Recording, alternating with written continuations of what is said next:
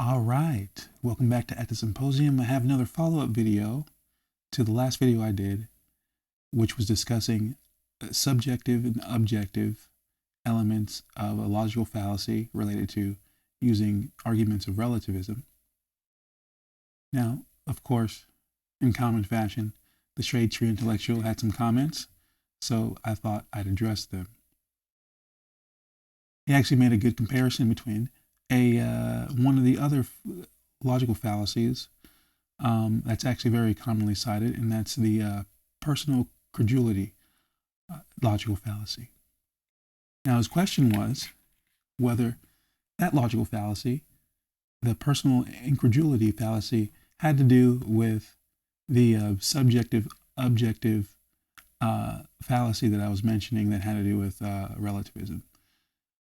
If you're not familiar with what I'm talking about, you can check out the channel and find that video. It's a short 3-minute video that I just stuck in there because it was related. Again, that fallacy isn't one that's usually recorded in the books. Actually, the problem that I'm talking about there really, I guess, is more formally known as the problem of relativism. But I wanted to bring it up because it's typically an argumentative point that people make oftentimes.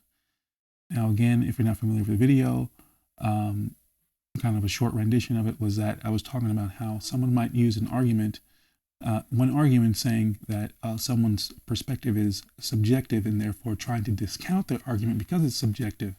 My point in that video, which is a relativistic kind of statement, right? My point in that video is that using that kind of relativistic statement doesn't null out the possibility of that person's subjective comment to be an actual objective claim. So just because something has an element of subjectivity doesn't mean that it's actually not objective at all, right? So it's a fallacy to assume that because someone's speaking from their perspective, that what they're saying is actually objectively wrong. Now, the Shade Tree Intellectual brings up a good point here. He says, well, could you not, I compared that kind of issue with the slippery slope fallacy, which is one of the 10 or 15 logical fallacies. The slippery slope fallacy is the one that talks about there being a kind of dominoing effect when you're making certain claims that you can't really make.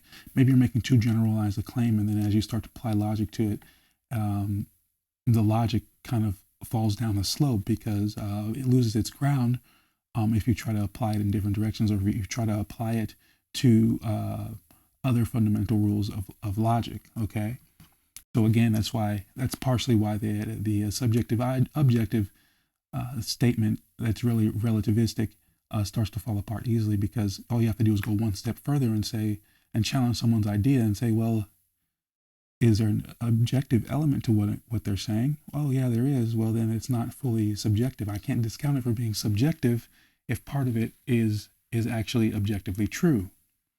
Now he says, well, can't we use that kind of same rationale and compare it to the fallacy of personal credulity? Well, I would say yes and no, but here's what I'm going to say. Now, the fallacy of personal incredulity is actually is more of an internal, or actually more subjective fallacy, whereas the fallacy I'm speaking of, having to do with the subject-objective dichotomy, coming from a kind of relativistic standpoint, is an external claim. What I mean by that, so the claim for the fallacy of personal incredulity is one in which someone doesn't believe something to be true because they don't understand it, or they just don't feel like it could be possible. Okay? So someone that's exhibiting this just doesn't understand something, or they think it's not possible. The difference between the personal incredulity and the fallacy I was speaking for thereafter was that the personal incredulity doesn't believe personally that this thing could be true or false. Now, in the subjective-objective kind of relativistic claim that they make, where you're saying, well, you're saying that something's that something is such, but you're saying that from a personal perspective, therefore it's subjective and there's no objectivity involved. The reason why that's false is because they're making an external claim about your argument, rather than the person that's being incredulous just doesn't believe it to be true at all. So it's the difference between challenging the objectivity that someone is speaking of externally, right? Rather than challenging their own belief in something that might be possible. So it's very closely related, but there is a difference. Again, the relativistic usually tends to speak of something external. The subjective, objective types of fallacies tend to think of something that's external, outside of the realm of their own personal convictions. The person that's committing the incredulous, personal incredulous fallacy doesn't believe it themselves that it could be true. They're not necessarily challenging somebody else. They're just in a state of disbelief anyway because they don't think it's true. Now, oftentimes we might think of that as kind of an ignorant or arrogant way to move about, right? To reason in that fashion. But see, that's a personal issue, right? That's a personal fallacy, where the subjective objective is going to be more of an external fallacy. It's used more commonly to try to discredit someone's point of view because they don't want to hear it, not because they don't understand it necessarily.